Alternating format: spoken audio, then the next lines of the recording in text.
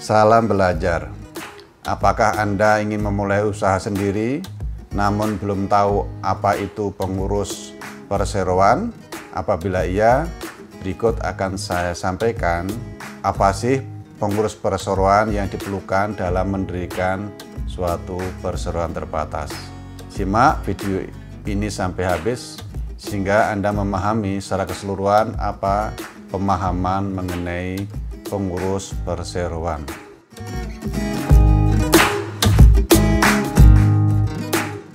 Terima kasih bagi Anda yang telah melakukan klik dan menonton video ini.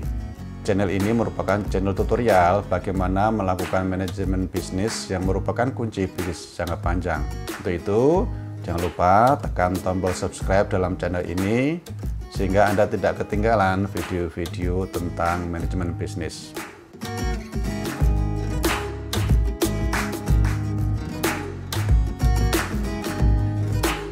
Untuk memulai usaha sendiri dan Anda perlu menetapkan pengurus perseroan, sebelumnya Anda harus memahami apa pengurus perseroan itu.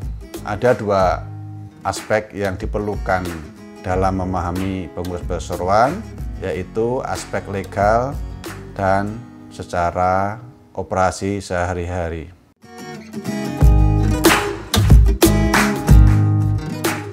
Dalam video ini saya akan membahas bagaimana memahami pengurus perseroan yang diperlukan untuk mendirikan suatu perseroan terbatas.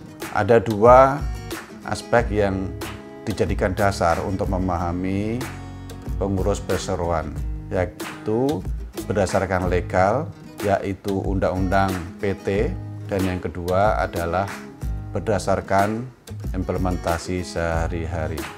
Aspek pertama untuk memahami pengurus perseroan adalah berdasarkan legal, yaitu Undang-Undang Perseroan Terbatas Nomor 40 Tahun 2007 yang telah memuat apa tugas dan tanggung jawab direksi beserta komisaris. Direksi merupakan orang yang melakukan aktivitas sehari untuk menjalankan roda perseroan, sedangkan komisaris merupakan orang atau pihak yang menguasai operasional sehari-hari dan jalannya perseroan. Aspek kedua di dalam memahami pengurus perseroan adalah secara implementasi di dalam dunia usaha sehari-hari.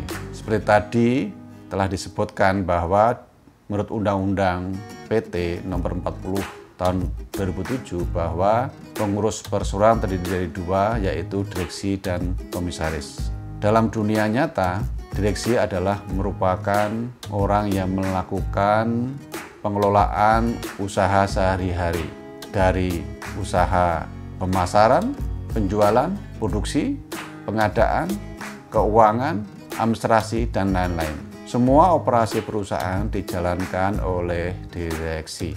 Apabila perusahaan memiliki direksi satu, maka jabatannya adalah direktur. Namun apabila direksi perusahaan ada dua, maka salah satu dari direksi menjadi direktur utama, sedangkan yang lain menjadi direktur. Dalam operasi sehari-hari, direksi itu biasanya memiliki tiga fungsi. Direksi yang memiliki fungsi pemasaran, atau istilah lainnya Chief Marketing Officer, yang merupakan direksi yang melakukan proses penjualan dan pemasaran produk-produk yang dihasilkan oleh perusahaan. Direksi yang lain adalah Direktur Operasi atau Produksi, atau disebut dengan Chief Operating Officer atau Chief Production Officer. Tugas direksi ini adalah menjalankan proses operasi atau produksi yang dijalankan oleh perusahaan, sehingga direktur operasi atau produksi itu bisa menghasilkan produk sesuai dengan standar yang telah ditetapkan oleh perusahaan.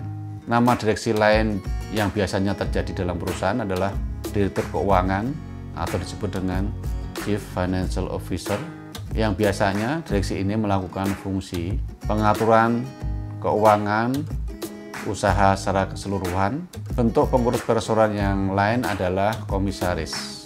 Komisaris fungsi utamanya adalah melakukan pengawasan direksi dan melakukan pengawasan terhadap jalannya perseroan.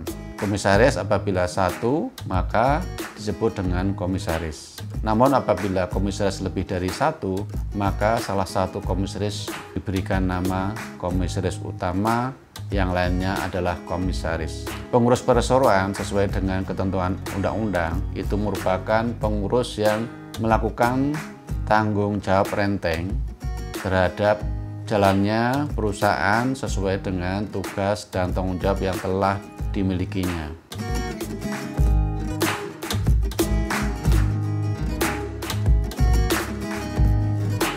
Demikian pemahaman mengenai pengurus perseroan. Apabila Anda belum jelas, silahkan memberikan pertanyaan di bawah video ini. Dan apabila Anda mempunyai pendapat lain, silahkan memberikan komentar di bawah video ini.